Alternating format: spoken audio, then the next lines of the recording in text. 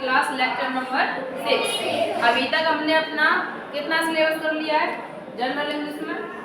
सबसे पहले हमने अल्फाबेट, लेटर्स, वर्ड इनके बारे में जान लिया था।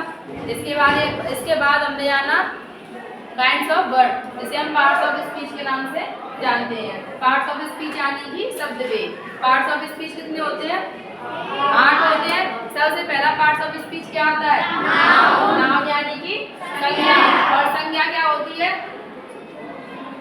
हमें जो कुछ भी दिख रहा है, जो कुछ भी है, वो सब क्या है? हमारी संज्ञा। ठीक है, तो सबसे पहले हमने संज्ञा के जो नाउन थे, काइंड्स ऑफ नाउन पढ़ लिए हैं। काइंड्स ऑफ नाउन कितने होते हैं? 5 होते हैं। कौन कौन से? Proper noun, common noun, collective noun, ordinal noun. ठीक है, ये हो गए हमारे 5 काइंड। इसके बाद हमने दूसरी कैटेगरी में पहुंचे तो उसको हमने नाउन को नाम दिया जेंडर का। किसका नाम दिया? जेंडर। जेंडर क्या होगा? हमें बताएगा कि सामने वाली चीज सजीव है या निर्जीव है, स्त्री है अथवा पुरुष है। जेंडर। जेंडर कितने काइंड थे? जेंडर के 4 थे, वो भी हमने कर लिए। हमने जेंडर को चेंज करना भी सीख लिया है। यहाँ तक सीख चुके हैं? यहाँ तक सब क्लियर है? क्लियर है? यहाँ तक कंप्लीट है। ठीक है, आज का हमारा टॉपिक है लेक्चर नंबर 6 में the noun number. The noun number. Noun यानी कि संज्ञा और नंबर यानी कि वचन। वचन कौन सा? कौन सा वचन? वादा ना। इस वचन का मतलब वादा नहीं है, इस वचन का मतलब है उसकी क्वांटिटी। तो जो नाउन नंबर है वो क्या करेगा? हमें अपनी क्वांटिटी के बारे में बताएगा कि मैं 1 हूँ, 2 हूँ, ज्यादा हूँ, है ना। जैसे हमने यहाँ पे लिखा भी है a noun that tells us of its own quantity 1 और मोर, मतलब इसकी खुद की क्वांटिटी, संख्या कितनी है, 1 है या फिर ज्यादा है, वो बताएगा। वो क्या होगा? हमारा नाउन नंबर। ठीक है, यहाँ तक क्लियर है? जैसे हमने एग्जाम्पल भी लिखे नहीं है, कंप्लीट है। ठीक है, ऐसे एग्जाम्पल भी लिखे। अभी हम गर्ल कहें, गर्ल माने होती है एक लड़की, एक है, लेकिन यहाँ पे कितने बैठे हैं? बहुत सारे। तो अब इनको हम गर्ल तो नहीं कह सकते, क्या कहेंगे? ऐसे ही बॉय, तो इन सबको बॉय नहीं कह सकते, क्या कहेंगे? बॉय। यही तो है। इसके बाद जो हमारा नंबर है उसको 2 भागों में बांटा गया है। कितने भागों में? 2 भागों में। इसमें एक चीज और समझ लीजिए। देखो, लैंग्वेज 3 ही पढ़ रहे हैं अभी तो हम, हिंदी, संस्कृत और इंग्लिश।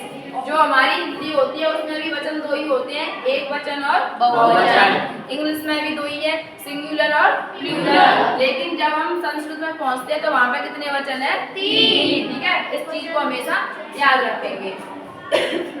तो हमारे नंबर कितने प्रकार के हो गए? 2 प्रकार के।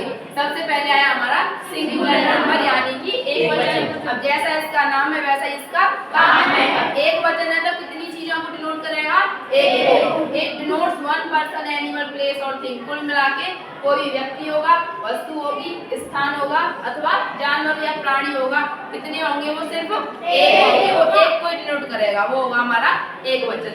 जैसे हमने एग्जाम्पल लिखा है गर्ल यानी एक लड़की, मैन एक आदमी, बुक एक पुस्तक, चाइल्ड एक बच्चा, सिटी एक शहर।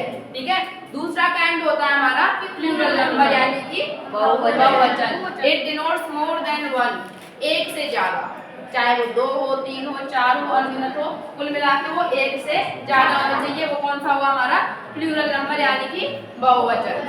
ठीक है, बहुवचन होगा।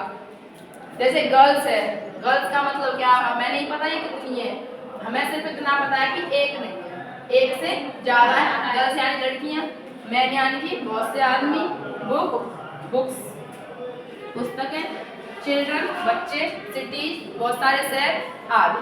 ठीक है, तो जो हमारा नंबर है वो सिर्फ 2 ही है, सिंगुलर और प्लूरल, एक वचन और बहुवचन। ठीक है, बहुवचन बहुवचन समझ लेना। ठीक है, क्या होता है।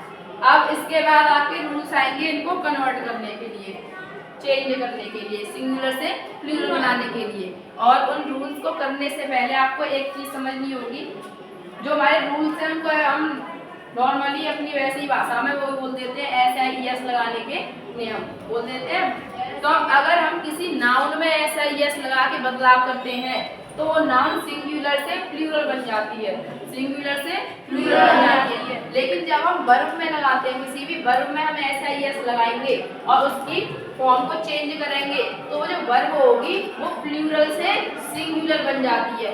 नाउन और वर्ब के लिए ये रूल्स अलग अलग होते हैं। अगर नाउन में ऐसा यस लगाओगे तो क्या होगा, सिंगुलर से प्लूरल बन जाएगी, और वर्ब में ऐसा यस लगाओगे तो वो प्लूरल से सिंगुलर बन जाएगी। ये समझ में आ गया?